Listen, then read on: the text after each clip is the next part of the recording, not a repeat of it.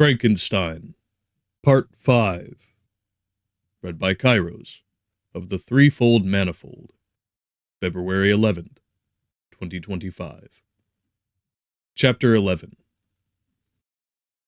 It is with considerable difficulty that I remember the original era of my being.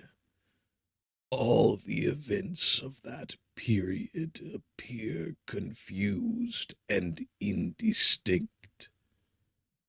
A strange multiplicity of sensations seized me, and I saw, felt, heard, and smelt at the same time. And it was indeed a long time before I learned to distinguish between the operations of my various senses. By degrees, I remember a stronger light pressed upon my nerves, so that I was obliged to shut my eyes. Darkness then came over me and troubled me, but hardly had I felt this when, by opening my eyes, as I now suppose, the light poured in upon me again. I walked, and I believe descended, but I presently found a great alteration in my sensations. Before, dark and opaque bodies had surrounded me, impervious to my touch or sight. But I now found that I could wander on at liberty, with no obstacles which I could not either surmount or avoid. The light became more and more oppressive to me, and the heat wearying me as I walked, I sought a place where I could receive shade. This was the forest near Ingolstadt, and here I lay by the side of a brook, resting from my fatigue, until I felt tormented by hunger and thirst. This roused me from my nearly dormant state, and I ate some berries which I found hanging on the trees or lying on the ground. I slaked my thirst at the brook, and then, lying down, was overcome by sleep. It was dark when I awoke. I felt cold also, and half frightened, as it were instinctively, finding myself so desolate. Before I had quitted your apartment, on a sensation of cold, I had covered myself with some clothes, but these were insufficient to secure me from the dews of night. I was a poor, helpless, miserable wretch.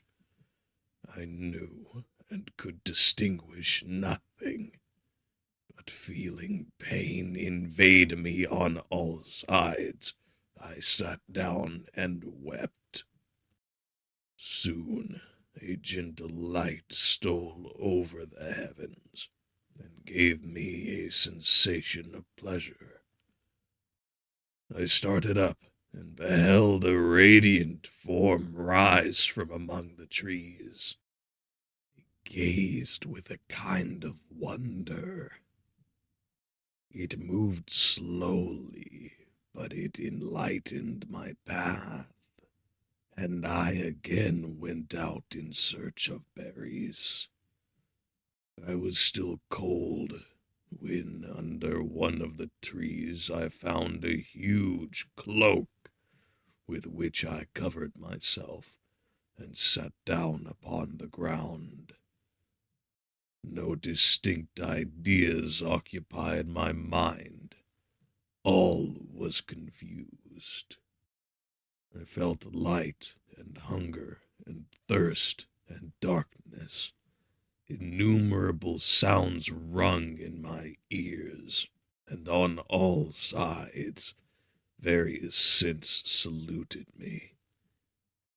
The only object that I could distinguish was the bright moon, and I fixed my eyes on that with pleasure. Several changes of day and night passed, and the orb of night had greatly lessened when I began to distinguish my sensations from each other. I gradually saw plainly the clear stream that supplied me with drink, and the trees that shaded me with their foliage. I was delighted when I first discovered that a pleasant sound, which often saluted my ears, proceeded from the throats of the little winged animals who had often intercepted the light from my eyes. I began also to observe with greater accuracy the forms that surrounded me, and to perceive the boundaries of the radiant roof of light which canopied me. Sometimes I tried to imitate the pleasant songs of the birds, but was unable. Sometimes I wished to express my sensations in my own mode, but the uncouth and inarticulate sounds which broke from me frightened me into silence again. The moon had disappeared from the night, and again, with a lessened form, showed itself, while I still remained in the forest. My sensations had, by this time, become distinct, and my mind received every day additional ideas. My eyes became accustomed to the light, and to perceive objects in their right forms. I distinguished the insect from the herb, and by degrees one herb from another. I found that the sparrow uttered none but harsh tones, whilst those of the blackbird and thrush were sweet and enticing. One day, when I was oppressed by cold, I found a fire which had been left by some wandering beggars, and was overcome with delight at the warmth I experienced from it. In my joy, I thrust my hand into the live embers, but quickly drew it out again with a cry of pain. How strange, I thought, that the same should produce such opposite effects. I examined the materials of the fire, and to my joy found it to be composed of wood. I quickly collected some branches, but they were wet and would not burn. I was pained at this, and sat still watching the operation of the fire. The wet wood which I had placed near the heat dried, and itself became inflamed. I reflected on this, and by touching the various branches, I discovered the cause, and busied myself in collecting a great quantity of wood, that I might dry it, and have a plentiful supply of fire. When night came on, and brought sleep with it, I was in the greatest fear lest my fire should be extinguished. I covered it carefully with dry wood and leaves, and placed wet branches upon it, and then, spreading my cloak, I lay on the ground and sunk into sleep. It was morning when I awoke, and my first care was to visit the fire. I uncovered it, and a gentle breeze quickly fanned it into a flame. I observed this also, and contrived a fan of branches, which roused the embers when they were nearly extinguished.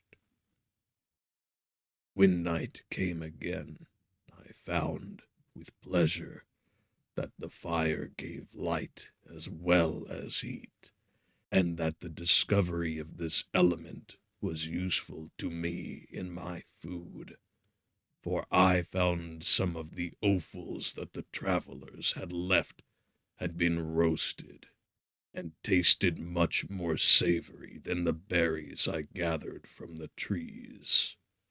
I tried, therefore, to dress my food in the same manner, placing it on the live embers. I found that the berries were spoiled by this operation, and the nuts and roots much improved. Food, however, became scarce, and I often spent the whole day searching in vain for a few acorns to assuage the pangs of hunger. When I found this, I resolved to quit the place that I had hitherto inhabited, to seek for one where the few wants I experienced would be more easily satisfied. In this immigration, I exceedingly lamented the loss of the fire which I had obtained through accident, and knew not how to reproduce it. I gave several hours to the serious consideration of this difficulty, but I was obliged to relinquish all attempts to supply it, and wrapping myself in my cloak, I struck across the wood towards the setting sun. I passed 3 days in these rambles, and at length discovered the open country. A great fall of snow had taken place the night before, and the fields were of one uniform white. The appearance was disconsolate, and I found my feet chilled by the cold, damp substance that covered the ground. It was about 7 in the morning, and I longed to obtain food and shelter. At length I perceived a small hut on a rising ground, which had doubtless been built for the convenience of some shepherd. This was a new sight to me, and I examined the structure with great curiosity. Finding the door open, I entered. An old man sat in it near a fire, over which he was preparing his breakfast. He turned on hearing a noise, and perceiving me, shrieked loudly, and, quitting the hut, ran across the fields with a speed of which his debilitated form hardly appeared capable. His appearance, different from any I had ever before seen, and his flight somewhat surprised me. But I was enchanted by the appearance of the hut. Here the snow and rain could not penetrate. The ground was dry, and it presented to me then as exquisite and divine a retreat as pandemonium appeared to the demons of hell after their sufferings in the lake of fire. I greedily devoured the remnants of the shepherd's breakfast, which consisted of bread, cheese, milk, and wine. The latter, however, I did not like. Then, overcome by fatigue, I lay down among some straw and fell asleep. It was noon when I awoke, and allured by the warmth of the sun, which shone brightly on the white ground, I determined to recommence my travels, and depositing the remnants of the peasant's breakfast in a wallet I found, I proceeded across the field for several hours, until at sunset I arrived at a village. How miraculous did this appear! The huts, the neater cottages, and stately houses engaged my admiration by turns. The vegetables in the gardens, the milk and cheese that I saw placed at the windows of some of these cottages, allured my appetite. One of the best of these I entered, but I had hardly placed my foot within the door before the children shrieked, and one of the women fainted. The whole village was roused. Some fled, some attacked me, until, grievously bruised by stones and many other kinds of missile weapons, I escaped to the open country, and fearfully took refuge in a low hovel, quite bare, and making a wretched appearance after the palaces I had beheld in the village. This hovel, however, joined a cottage of a neat and pleasant appearance, but after my late dearly bought experience, I dared not enter it. My place of refuge was constructed of wood, but so low that I could with difficulty sit upright in it. No wood, however, was placed on the earth which formed the floor, but it was dry, and although the wind entered it by innumerable chinks, I found it an agreeable asylum from the snow and rain. Here, then, I retreated, and lay down happy to have found a shelter, however miserable, from the inclemency of the season, and still more from the barbarity of man. As soon as morning dawned, I crept from my kennel, that I might view the adjacent cottage, and discover if I could remain in the habitation I had found. It was situated against the back of the cottage, and surrounded on the sides, which were exposed by a pigsty and a clear pool of water. One part was open, and by that I had crept in, but now I covered every crevice by which I might be perceived with stones and wood, yet in such a manner that I might still move them on occasion to pass out. All the light I enjoyed came through the sty, and that was sufficient for me. Having thus arranged my dwelling, and carpeted it with clean straw, I retired, for I saw the figure of a man at a distance, and remembered too well my treatment the night before to trust myself in his power. I at first, however, provided for my sustenance for that day by a loaf of coarse bread, which I purloined, and a cup with which I could drink, more conveniently than from my hand, of the pure water which flowed by my retreat. The floor was a little raised so that it was kept perfectly dry, and by its vicinity to the chimney of the cottage, it was tolerably warm. Being thus provided, I resolved to reside in this hovel until something should occur which might alter my determination. It was, indeed, a paradise compared to the bleak forest, my former residence, the rain-dropping branches, and dank earth.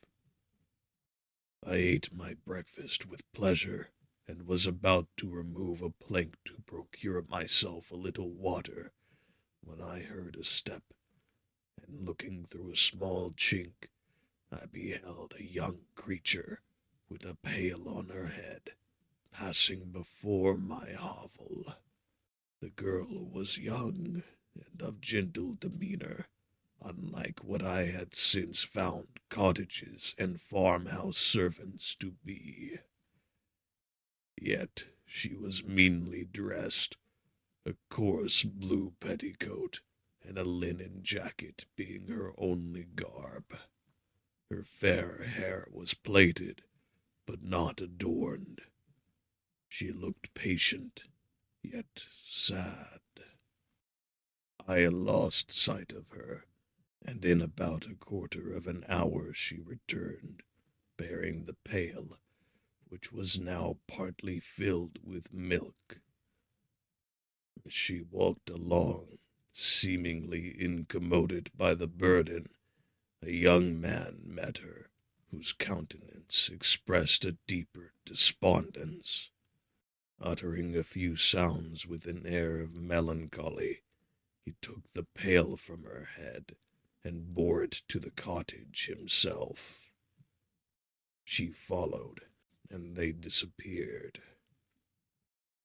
Presently I saw the young man again, with some tools in his hand, cross the field behind the cottage, and the girl was also busied, sometimes in the house, and sometimes in the yard. On examining my dwelling, I found that one of the windows of the cottage had formerly occupied a part of it, but the panes had been filled up with wood.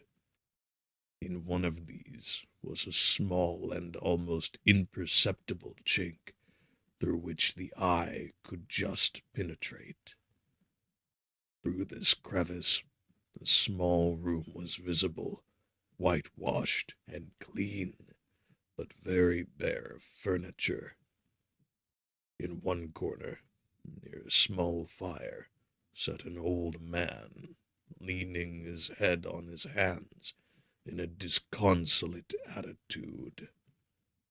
The young girl was occupied in arranging the cottage, but presently she took something out of a drawer, which employed her hands, and she sat down beside the old man, who, taking up an instrument, began to play, and to produce sounds sweeter than the voice of the thrush or the nightingale. It was a lovely sight, even to me, poor wretch, who had never beheld aught beautiful before. The silver hair and benevolent countenance of the aged cotter won my reverence, while the gentle manners of the girl enticed my love.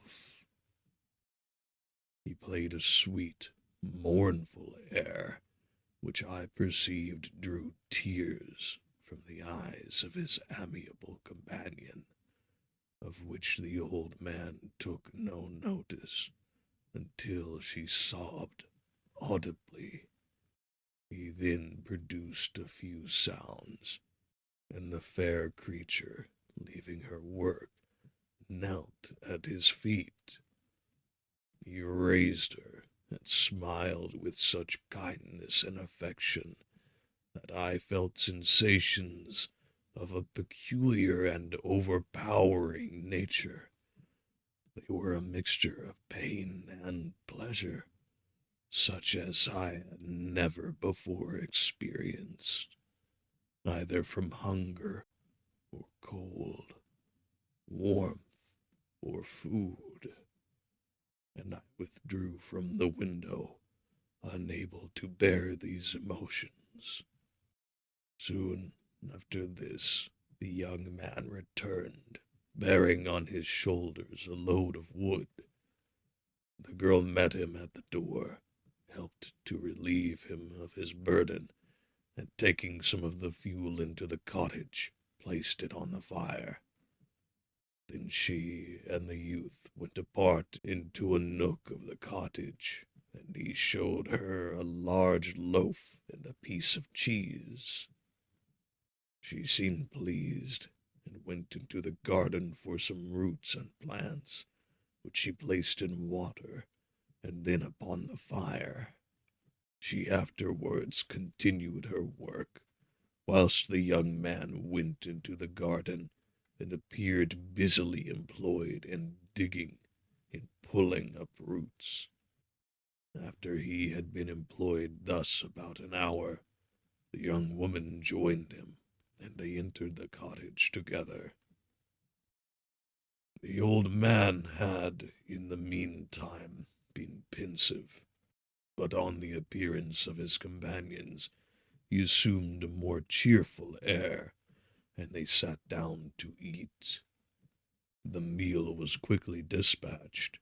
The young woman was again occupied in arranging the cottage. The old man walked before the cottage in the sun for a few minutes, leaning on the arm of the youth. Nothing could exceed in beauty the contrast between these two excellent creatures. One was old, with silver hairs, and a countenance beaming with benevolence and love. The younger was slight and graceful in his vigor, and his features were molded with the finest symmetry, yet his eyes and attitude expressed the utmost sadness and despondency. The old man returned to the cottage, and the youth, with tools different from those he had used in the morning, directed his steps across the fields. Night quickly shut in, but, to my extreme wonder, I found that the cottagers had a means of prolonging light by the use of tapers. Was delighted to find that the setting of the sun did not put an end to the pleasure I had experienced in watching my human neighbors. In the evening, the young girl and her companion were employed in various occupations which I did not understand, and the old man again took up the instrument which produced the divine sounds that had enchanted me in the morning. So soon as he had finished, the youth began, not to play, but to utter sounds that were monotonous, neither resembling the harmony of the old man's instrument, nor the songs of the birds. I since found that he read aloud, but at that time I knew nothing of the science of words or letters. The family, having been thus occupied for a short time, extinguished their lights and retired, as I conjectured, to rest. Chapter 12. I lay on my straw, but I could not sleep. I thought of the occurrences of the day. What chiefly struck me was the gentle manners of these people, and I longed to join them, but dared not. I remembered too well the treatment I had suffered the night before from the barbarous villagers, and resolved, whatever course of conduct I might hereafter think it right to pursue, that for the present I would remain quietly in my hovel, watching and endeavoring to discover the motives which influenced their actions. The cottagers arose the next morning before the sun. The young woman arranged the cottage and prepared the food, and the youth departed after the first meal. This day was passed in the same routine as that which preceded it. The young man was constantly employed out of doors, and the girl in various laborious occupations within. The old man, whom I soon perceived to be blind, employed his leisure hours on his instrument or in contemplation. Nothing could exceed the love and respect which the younger cottagers exhibited towards their venerable companion. They performed towards him every little office of affection and duty with gentleness, and he rewarded them by his benevolent smiles. They were not entirely happy. The young man and his companion often went apart, and appeared to weep. I saw no cause for their unhappiness, but I was deeply affected by it. If such lovely creatures were miserable, it was less strange that I, an imperfect and solitary being, should be wretched. Yet why were these gentle beings unhappy? They possessed a delightful house, for such it was in my eyes, and every luxury. They had a fire to warm them when chill, and delicious viands when hungry. They were dressed in excellent clothes, and still more, they enjoyed one another's company and speech, interchanging each day looks of affection and kindness. What did their tears imply? Did they really express pain? I was at first unable to solve these questions, but perpetual attention and time explained to me many appearances which were at first enigmatic. A considerable period elapsed before I discovered one of the causes of the uneasiness of this amiable family. It was poverty, and they suffered that evil in a very distressing degree.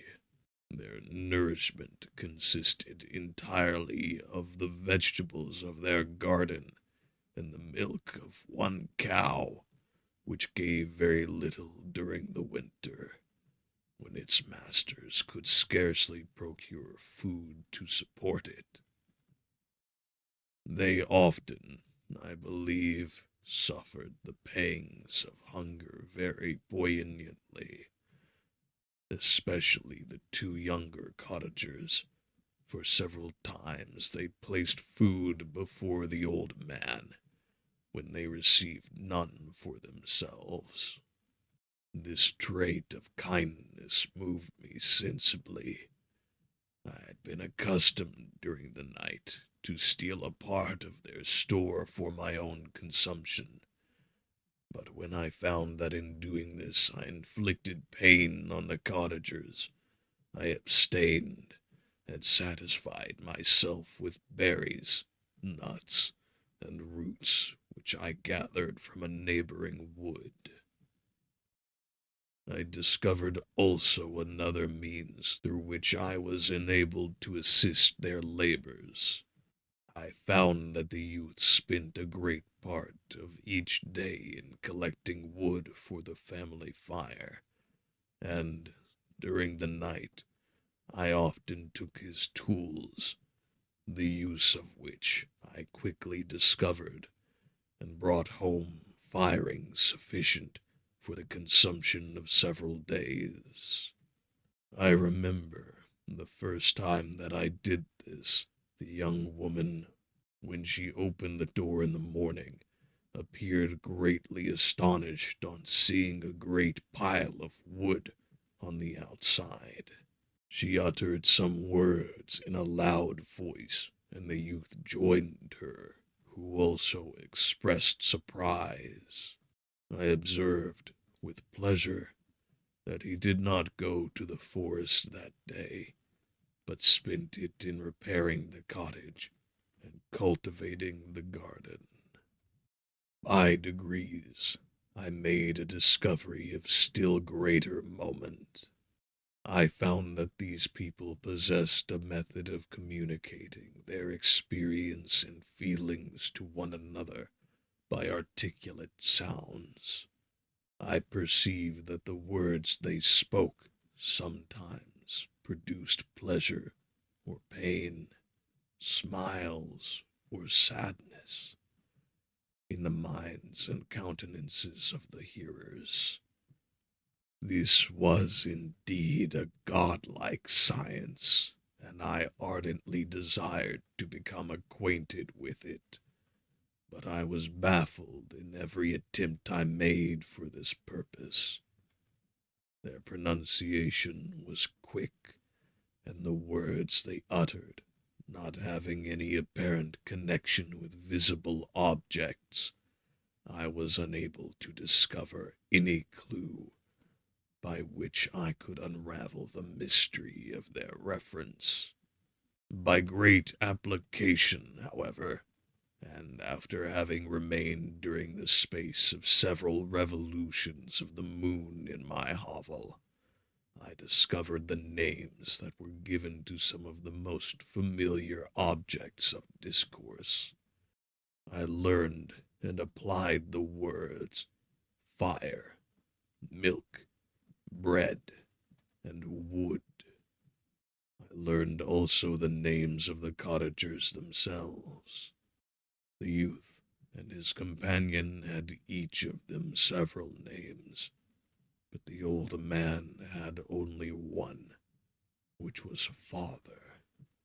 The girl was called sister, or Agatha, and the youth Felix, brother, or son. I cannot describe the delight I felt when I learned the ideas appropriated to each of these sounds, and was able to pronounce them. I distinguished several other words, without being able as yet to understand or apply them, such as good, dearest, unhappy. I spent the winter in this manner. The gentle manners and beauty of the cottagers greatly endeared them to me. When they were unhappy, I felt depressed. When they rejoiced, I sympathized in their joys.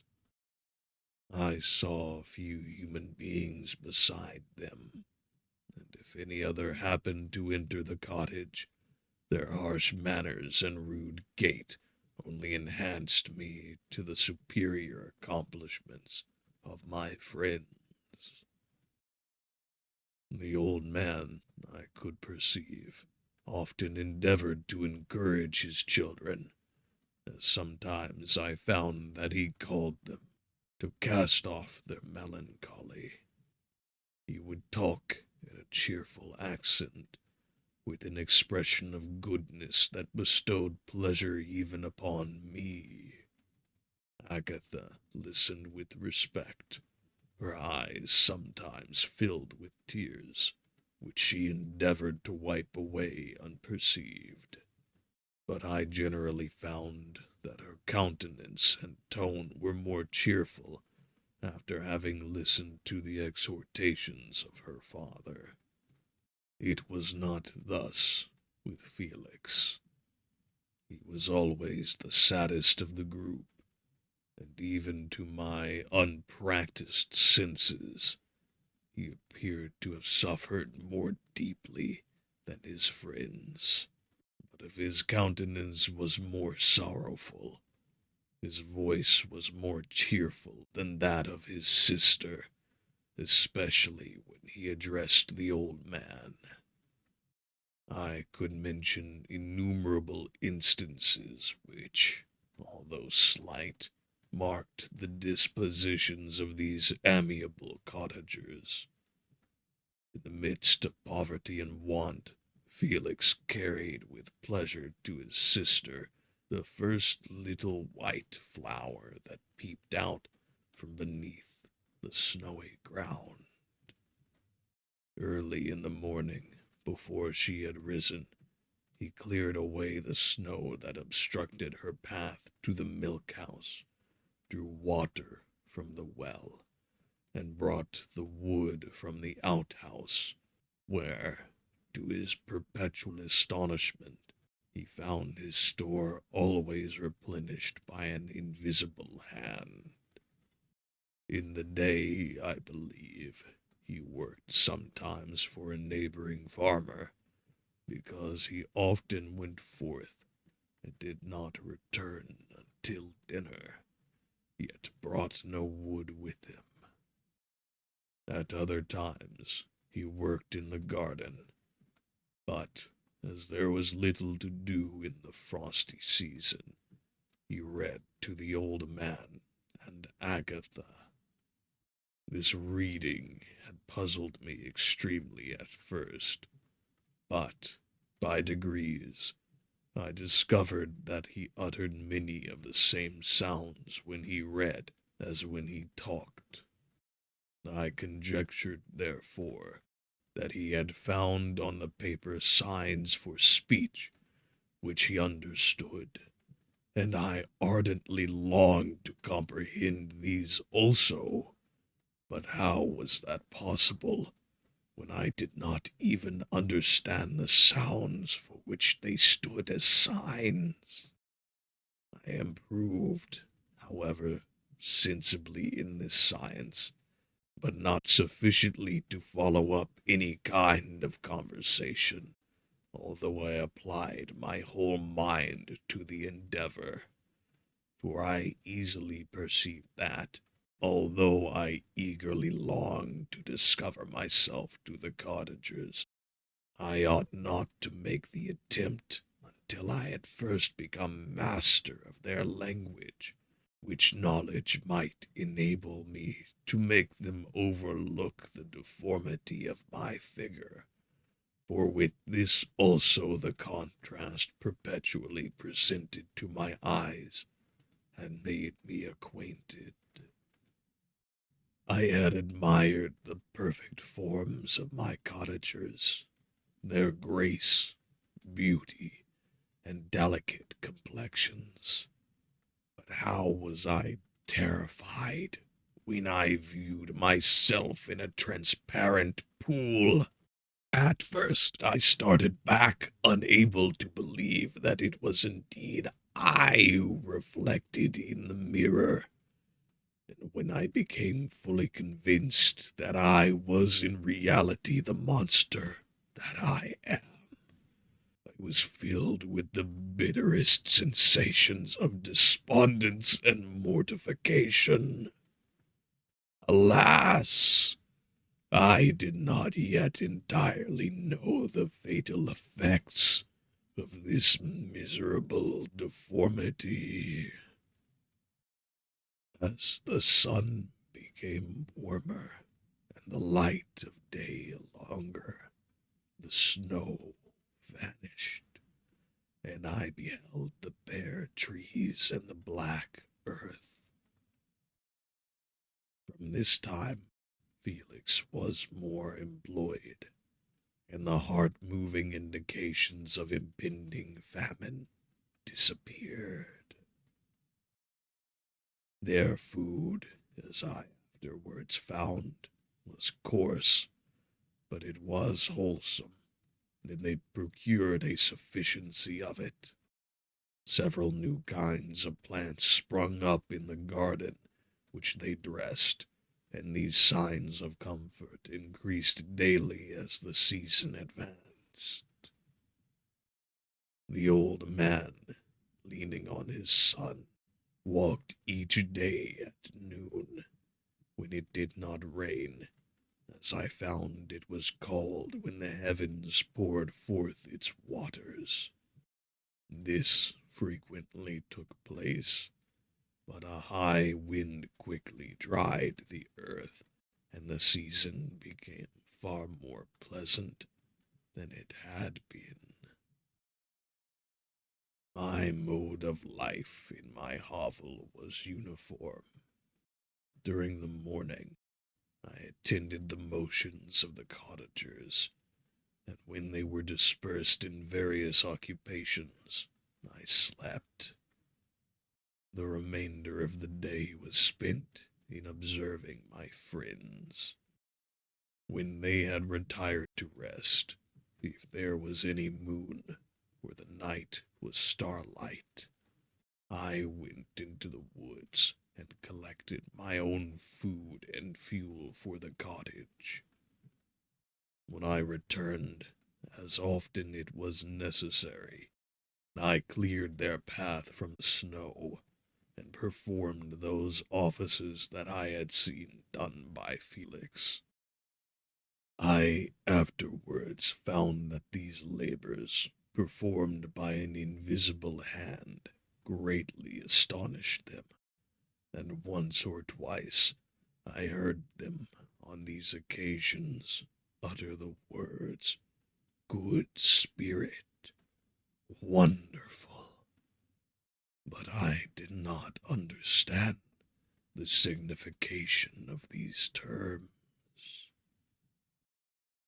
My thoughts now became more active, and I longed to discover the motives and feelings of these lovely creatures.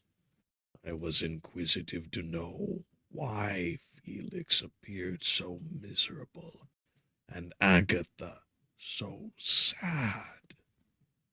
I thought, foolish wretch, that it might be in my power to restore happiness to these deserving people.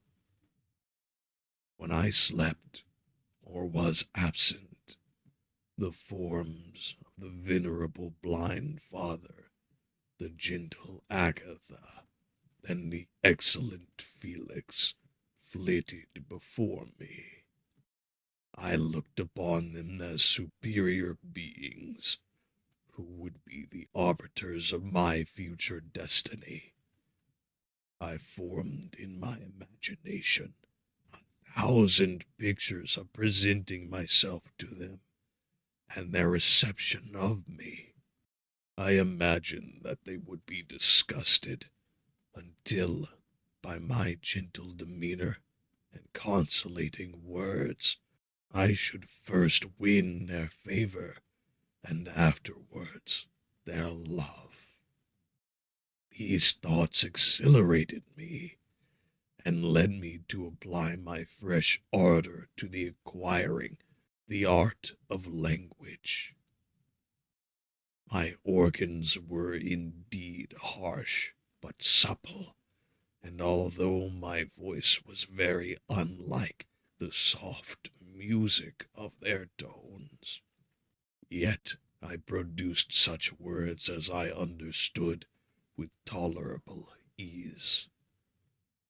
It was as the ass and the lapdog, yet surely the gentle ass, whose intentions were affectionate, although his manners were rude, deserved better treatment than blows and execration. The pleasant showers and genial warmth of spring greatly altered the aspect of the earth. Men, before this change seemed to have been hid in caves, dispersed themselves, and were employed in various arts of cultivation. The birds sang in more cheerful tones, and the leaves began to bud forth on the trees. Happy, happy earth, fit habitation for gods, which so short a time before was bleak, damp, and unwholesome. My spirits were elevated by the enchanting appearance of nature. The past was blotted from my memory. The present was tranquil, and the future gilded by bright rays of hope and anticipations of joy. Chapter 13. I now hasten to the more moving part of my story. I shall relate events that impressed me with feelings which, from what I had been, have made me what I am. Spring advanced rapidly. The weather became fine, and the skies cloudless. It surprised me that what before was desert and gloomy should now bloom with the most beautiful flowers and verdure.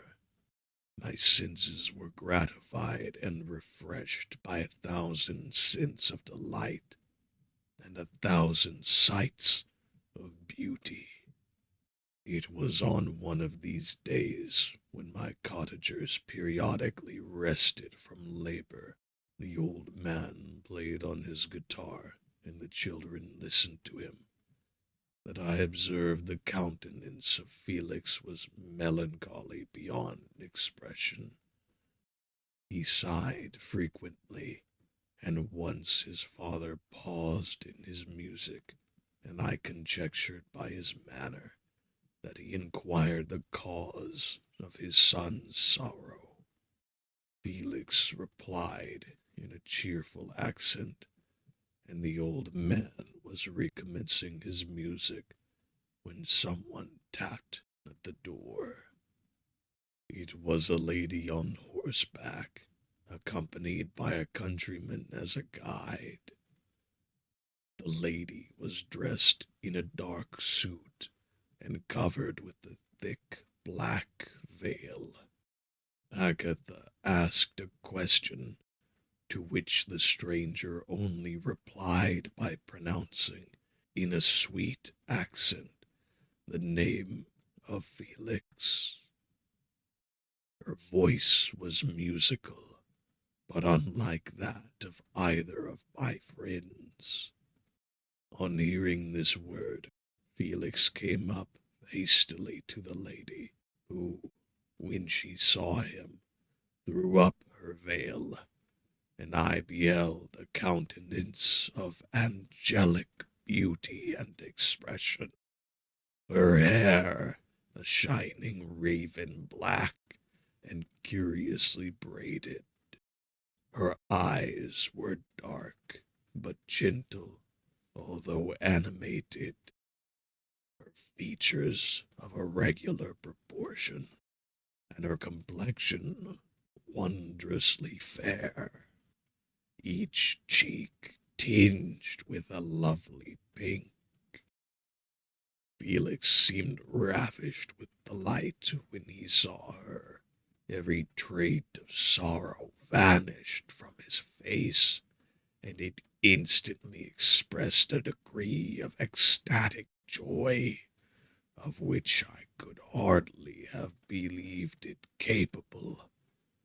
His eyes sparkled as his cheeks flushed with pleasure, and at that moment I thought him as beautiful as the stranger. She appeared affected by different feelings, wiping a few tears from her lovely eyes. She held out her hand to Felix, kissed it rapturously, and called her, as well as I could distinguish, his sweet Arabian. She did not appear to understand him, but smiled. He assisted her to dismount, and dismissing her guide, conducted her into the cottage. Some conversation took place between him and his father, and the stranger knelt at the old man's feet, and would have kissed his hand, but he raised her and embraced her affectionately. I soon perceived that although the stranger uttered articulate sounds, and appeared to have a language of her own, she was neither understood by, nor herself understood, the cottagers. They made many signs which I did not comprehend, but I saw that her presence diffused gladness throughout the cottage, dispelling their sorrow as the sun dissipates the morning mists. Felix seemed peculiarly happy, and with smiles of delight welcomed his Arabian. Agatha, the ever-gentle Agatha, kissed the hand of the lovely stranger, and pointing to her brother, made signs which appeared to me to mean that he had been sorrowful until she came. Some hours passed thus, and while they, by their countenances, expressed joy, the cause of which I did not comprehend. Presently I found, by the frequent recurrence of some sound which the stranger repeated after them, that she was endeavoring to learn their language, and the idea instantly occurred to me that I should make use of the same instructions to the same end. The stranger learned about 20 words at the first lesson, most of them, indeed, those which I had before understood, but I profited by the others. As night came on, Agatha and the Arabian retired early. When they separated, Felix kissed the hand of the stranger and said, "Good night, sweet Safie." He sat up much longer, conversing with his father, and by the frequent repetition of her name, I conjectured that their lovely guest was the subject of their conversation. I ardently desired to understand them, and bent every faculty towards that purpose, but found it utterly impossible. The next morning, Felix went out to his work, and after the usual occupations of Agatha were finished, the Arabian sat at the feet of the old man, and, taking his guitar, played some airs so entrancingly beautiful that they at once drew tears of sorrow and delight from my eyes. She sang, and her voice flowed in a rich cadence, swelling or dying away like a nightingale of the woods. When she had finished, she gave the guitar to Agatha, who had first declined it. She played a simple air, and her voice accompanied it in sweet accents, but unlike the wondrous strain of the stranger. The old man appeared enraptured, and said some words which Agatha endeavored to explain to Safie, and by which she appeared to wish to express that she bestowed on him the greatest delight by her music. The days now passed as peaceably as before, with the sole alteration that joy had taken place of sadness in the countenances of my friends. Safie was always gay and happy. She and I improved rapidly in the knowledge of language, so that in 2 months I began to comprehend most of the words uttered by my protectors. In the meanwhile, also, the black ground was covered with herbage, and the green banks interspersed with innumerable flowers, sweet to the scent and the eyes, stars of pale radiance among the moonlight woods. The sun became warmer, the nights clear and balmy, and my nocturnal rambles were an extreme pleasure to me, although they were considerably shortened by the late setting and early rising of the sun, for I never ventured abroad during daylight, fearful of meeting with the same treatment I had formerly endured in the first village which I entered.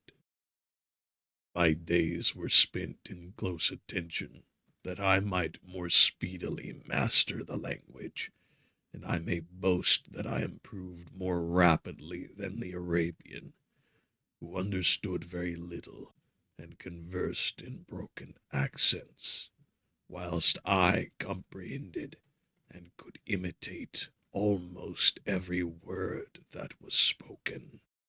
While I improved in speech, I also learned the science of letters, as it was taught to the stranger, and this opened before me a wide field for wonder and delight.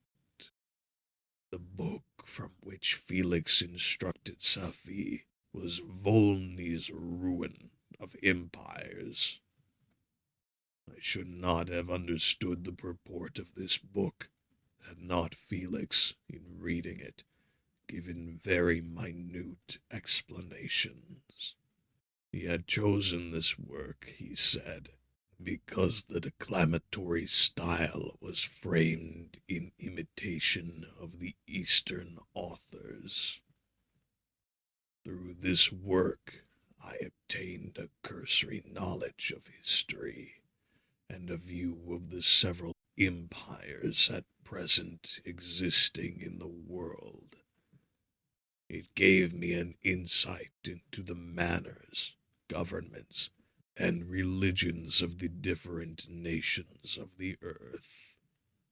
I heard of the slothful Asiatics, of the stupendous genius and mental activities of the Grecians, of the wars and wonderful virtue of the early Romans, of their subsequent degenerating, of the decline of that mighty empire, of chivalry, Christianity, and kings. I heard of the discovery of the American hemisphere, and wept with Safie over the hapless fate of its original inhabitants. These wonderful narrations inspired me with strange feelings. Was man indeed at once so powerful, so virtuous, and magnificent, yet so vicious and base? He appeared at one time a mere scion of the evil principle, and at another as all that can be conceived of noble and godlike. To be a great and virtuous man appeared the highest honor that can befall a sensitive being. To be base and vicious, as many on record have been, appeared the lowest degradation, a condition more abject than that of the blind mole or harmless worm. For a long time, I could not conceive how one man could go forth to murder his fellow, or even why there were laws and governments. But when I heard details of vice and bloodshed, my wonder ceased, and I turned away with disgust and loathing. Every conversation of the cottagers now opened new wonders to me. While I listened to the instructions which Felix bestowed upon the Arabian, the strange system of human society was explained to me. I heard of the division of property, of immense wealth and squalid poverty, of rank descent and noble blood. The words induced me to turn towards myself. I learned that the possessions most esteemed by your fellow creatures were high and unsullied descent, united with riches. A man might be respected with only one of these advantages, but without either he was considered, except in very rare instances, as a vagabond and a slave, doomed to waste his powers for the profits of the chosen few. And what was I? Of my creation and creator, I was absolutely ignorant, but I knew that I possessed no money, no friends, no kind of property. I was, besides, endued with a figure hideously deformed and loathsome. I was not even of the same nature as man. I was more agile than they, and could subsist upon coarser diet. I bore the extremes of heat and cold with less injury to my frame. My stature far exceeded theirs. When I looked around, I saw and heard of none like me. Was I then a monster, a blot upon the earth, from which all men fled, and whom all men disowned? I cannot describe to you the agony that these reflections inflicted upon me. I tried to dispel them, but sorrow only increased with knowledge. Oh, that I had forever remained in my native wood, nor known nor felt beyond the sensations of hunger, thirst, and heat. Of what a strange nature is knowledge! It clings to the mind when it has once seized on it like a lichen on the rock. I wished sometimes to shake off all thought and feeling, but I learned that there was but one means to overcome the sensation of pain, and that was death. A state which I feared yet did not understand.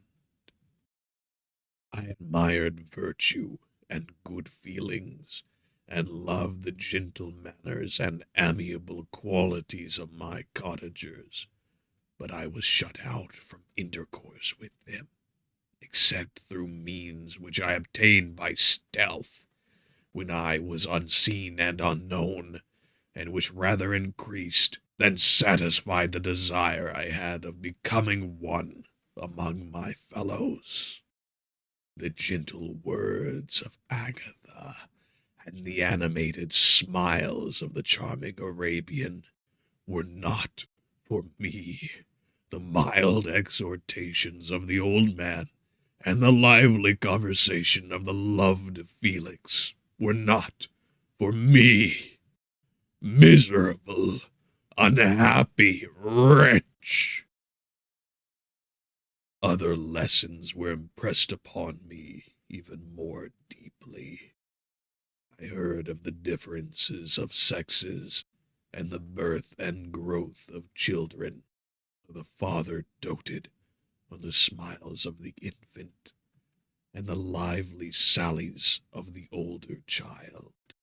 How all the life and cares of the mother were wrapped up in the precious charge. How the mind of youth expanded and gained knowledge of brother, sister, and all the various relationships which bind one human being to another in mutual bonds. But where were my friends and relations? No father had watched my infant days, no mother had blessed me with smiles and caresses, or if they had, all my past life was now a blot, a blind vacancy in which I distinguished nothing. From my earliest remembrance, I had been as I then was in height and proportion. I had never yet seen a being resembling me, or who claimed any intercourse with me. What was I? The question again recurred, to be answered only with groans.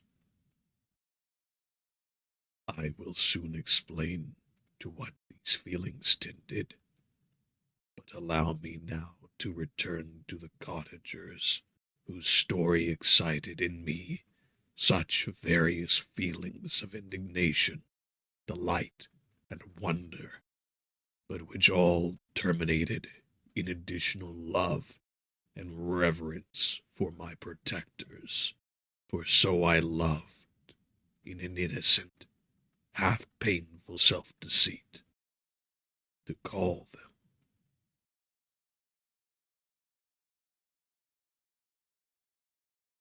I thank you all for attending here today. If you enjoyed it, you might consider it worth a like, share, subscribe, follow our links in the description if you want more of us, especially to see our content put out in its clip forms, its highlights, and everything else over on Spotify, Bitchute, TikTok, X, Instagram, and the threefold manifold Discord server. If you thought it perhaps worth a little bit of your hard-earned coin, there are also links in the description to Streamelements as well as Patreon. Patreon, of course, gives you, at the lowest tier of proponent, $5, the ability to participate in polls for whatever we do on the channel, get all of our content collated into one convenient place, have your names at the end of every piece of long-form content, like the highlights and the streams that we're doing here, and perhaps other benefits as we increase in size and capacity over the course of time. Otherwise, I hope that you all never miss your opportunity.